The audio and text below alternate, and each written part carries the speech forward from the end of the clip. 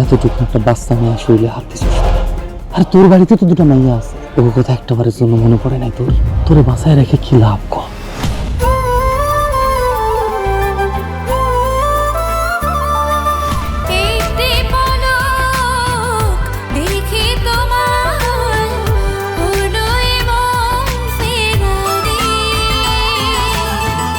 আমারের হৃদয় শুধু যে তোমার প্রেমের পূজারি।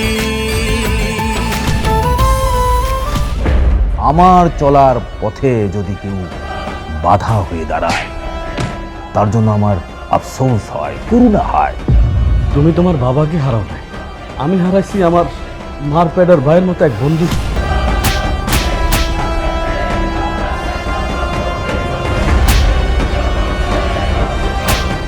গালিবের নামে মামলা হয়েছে, এমপি সাহেব নিজে বাদী হয়ে মামলা করেছে। এই দহনপুর তোগো, আর আমার বাপ আছিল এই দহনপুরের ছায়া। আজকের পর থেকে এই বাজারে আর কারো চাঁদা দিতে হইব, কাউরে মাইর খাইতে হইব না। এই দহনপুর আজ থেকে সন্ত্রাসী মুক্ত গ্রাম। সেই ছোটবেলা থেকেই তো তোমরা দেখার জন্য অস্থির হয়ে থাকতাম। আমার হাতে কিছু কাজ আছে সাবিয়া, শেষ করে আমরা এসব ব্যাপার নিয়ে কথা বলবো। আপনি মনে কেন অপরাধের দিকে ঠেলে দিছেন?